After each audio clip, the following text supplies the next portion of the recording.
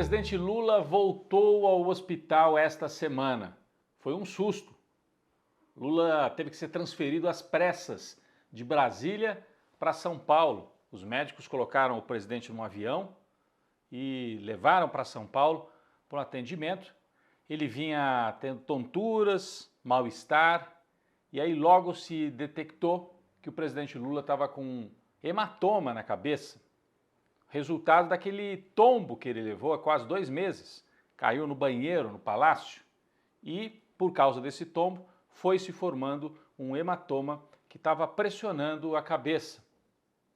Lula ficou no hospital Sírio-Libanês em São Paulo e o procedimento, para drenar esse hematoma ocorreu sem sustos, segundo os médicos. Mas houve certa confusão na comunicação.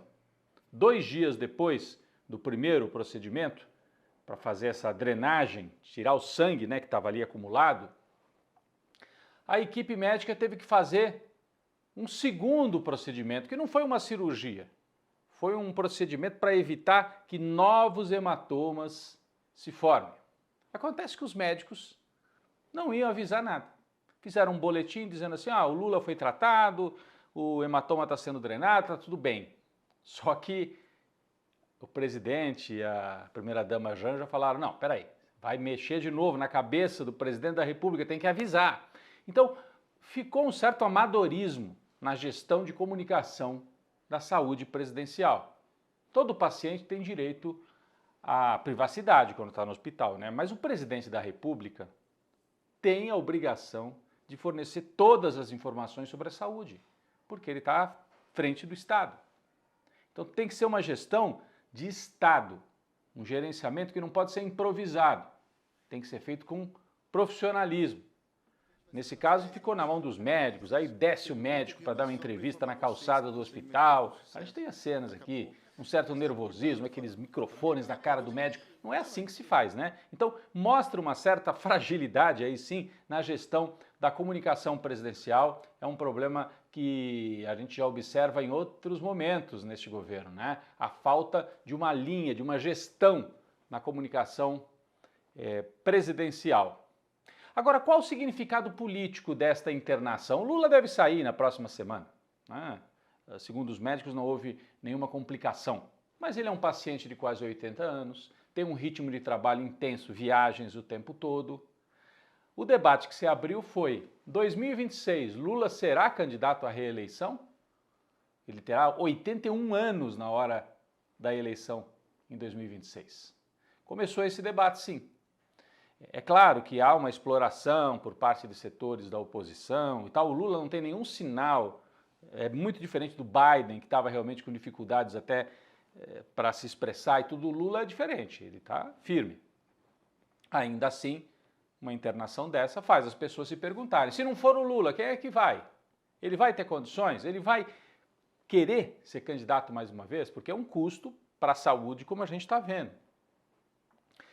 Na prática, esta internação paralisou 2 movimentos importantes que estavam acontecendo dentro do governo, porque é tudo muito centralizado no Lula. Primeiro, estava em marcha a negociação para uma reforma ministerial, que começaria justamente pela comunicação, pela SECOM, Secretaria de Comunicação, hoje dirigida pelo Paulo Pimenta. Muitas críticas à gestão de comunicação, porque o governo tem até resultados de razoáveis para bons na macroeconomia, o PIB crescendo, o desemprego caindo, mas não consegue comunicar. Falta uma gestão. Então, o presidente Lula já havia até comunicado a alguns assessores que faria esta troca na SECOM, mas parou tudo, O presidente dentro do hospital, como é que vai fazer uma reforma ministerial? E o segundo ponto que paralisou no governo, negociação das emendas parlamentares, porque sem elas o Congresso não vota o pacote apresentado por Fernando Haddad. Vamos explicar melhor isso tudo. Bom, desde a época do Eduardo Cunha, presidente da Câmara, e depois com Arthur Lira, a presidência da Câmara, o Congresso foi avançando cada vez mais, abocanhando pedaços do orçamento. O orçamento é aquela planilha, que o governo faz dizendo onde é que vão ser gastos os recursos. O Congresso foi tomando pedaços disso e os deputados foram falando, eu quero que faça um hospital não sei aonde, um pedaço de uma estrada não sei aonde, cobriu a quadra de uma escola lá no interior. E isso é uma prática que não é boa para o orçamento, porque é uma gestão pulverizada. Isso tem que ser feito de maneira coerente a partir do planejamento e não no interesse político de cada um dos deputados. Só que eles foram abocanhando com estas emendas. Chegou uma hora que não precisavam nem indicar direito o objetivo, enfim, falta de transparência total na liberação de emendas. Aí o STF, o Supremo, falou, para com isso, virou uma festa. Tem que ter transparência, tem que ter regra, não pode mais ser desse jeito a liberação de emendas parlamentares. O Congresso não gostou nada disso e passou a chantagear o governo, dizendo, se não liberar a emenda, não aprovamos o pacote do Fernando Haddad, que é fundamental para a gestão da economia brasileira. E o Lula estava no meio desta negociação. O governo tem pressa para acelerar a aprovação desses cortes, porque o Haddad apresentou uma série de propostas, por exemplo, mudar a aposentadoria dos militares, mudar regras do BPC, do salário mínimo, acabar com os super salários, do funcionalismo, uma série de regras. Tudo depende de aprovação no Congresso.